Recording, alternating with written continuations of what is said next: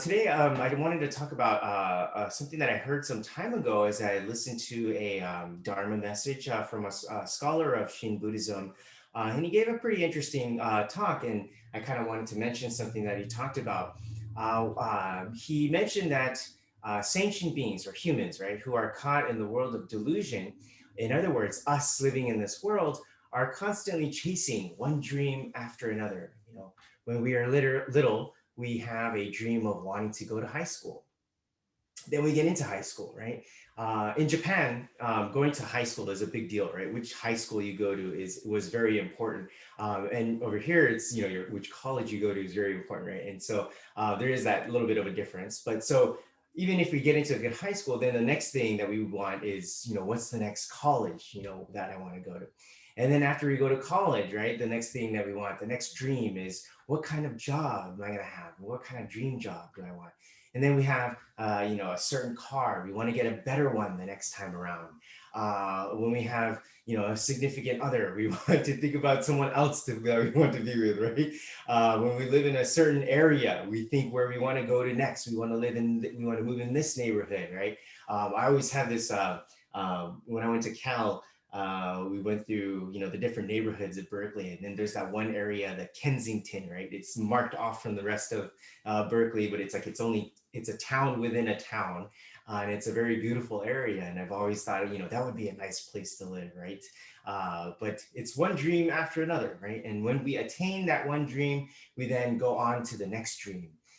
When we work. How many number of years we want to retire, how will we retire, where will we retire, right? So it's like chasing an oasis. We see it off far in the far off distance, and we think that the next destination will be where all of our dreams will be fulfilled. Life is this constant chasing from having a dream to getting what we want, and then having another dream and then getting that, and it never ends. And this is what is meant by suffering, as this sensei explains. And I thought this was a very interesting way of explaining what Buddhism means by suffering and delusion. There is never a time where we are fully satisfied. If there is, it is very short lived. And before we know it, we find ourselves in another dream, wanting to get this or that, wanting to achieve this or that. And when we get what we want, we immediately have another dream, right? And when we get that, we have another and another and another. And the cyclical process is the process of attachment and suffering. We are never satisfied with what we have. We never really become truly happy and become our true authentic selves. So, how do we become our truly authentic selves? How do we come to accept ourselves and live with spiritual peace of mind? The only way to do this is if we are able to accept all of ourselves, both the good and the bad, the pretty and the ugly, and the plus and the minus in our hearts and minds. In this world, but in particular in this country and society, we are constantly taught that we are inherently good, and that if there is evil or something bad, right, it's something outside. It's some other group of people. It's some other faction of society, right? We're taught that we should strive to be good people because we are inherently good people, and by doing quote unquote good acts, right, good things will happen to us, like good karma, right? And then we will be happy people. While Buddhism is all for this and does not deny this to be true, and definitely does not condone evil, Buddhism does not stop there either. Most or many religions will stop on the moralistic plane. The basic way this is done is that when you do good, good things will happen to you. When you do bad, bad things will happen to you, right? So the general rule of thumb is to do unto others as you would have them do unto you, right? This is the golden rule. If we basically live like this, we will get along okay, more or less, in this life, right? So Buddhism is okay with this, and this is why we teach it in our Dharma schools, right, through the Jataka tales, right, six paramita, eightfold noble path, these kinds of things. But we just have to remember that as adults, that the conversation doesn't stop there, right? And this is where Shin Buddhism's true uniqueness comes out. Jodo Shinshu Buddhism's true uniqueness comes out from here. The real meat of Buddhism is much more than, the Eightfold Path or the six paramitas. We have to go beyond the moralistic good and evil and think about what those are. In Shin Buddhism, there are two kinds of wisdom. The wisdom of sentient beings is one of them. And then the second one is the wisdom of the Buddha. In the realm of the wisdom of human beings, ethics or morals is what is the wisdom, right? We seek to do good and refrain from doing bad. We implement this value system in our daily lives and everything we do. We also apply it to our religious or spiritual lives. But from the perspective of the Buddha's wisdom, any act that humans do, whether it is quote unquote good or bad, is always based on our egocentricity, and therefore it is deemed not good. However, it is precisely because we cannot help but to act in egocentricity that the Buddha's wisdom and compassion accepts us as we are. Take, for example, you have, like, let's say, like a child or a nephew or a niece that you love very much. And when that child is a good boy or girl and says thank you to you, you think, oh, how adorable, kawaii ne. But when the child becomes a bad boy or a bad girl, right, climbs on the table and does bad things, right, you might get mad at them and say, get off, that's dangerous, and you may scold that child or show tough love, but you still love the child, right? And only say that out of concern for the child. In either situation, you love your child, whether the child is good or bad. And this love and care that you have for that child, you show to your child by saying things like, I love you, right? Well, in much the same way, the Buddha shows us we are accepted as we are and tells us that we will be okay no matter what happens to us by saying to us the phrase of Namo Amida Butsu. Namo Amida Butsu is the Buddha's way of telling us, I love you and I promise you, you will be okay no matter what happens. If we can hear this calling voice and truly receive and accept this understanding, we have understood Jodo Shinshu Buddhism. Just to review what I just mentioned earlier, there are two kinds of wisdom. There is the wisdom of human beings, which is about ethics, and this is the world in which distinguishes between good and bad, plus and minus. On the other hand, number two, there is the wisdom of the Buddha, which is beyond ethics. Both the plus and the minus, good and the bad, are both accepted in the Buddha's wisdom and compassion. So what does this mean for us in terms of everyday life?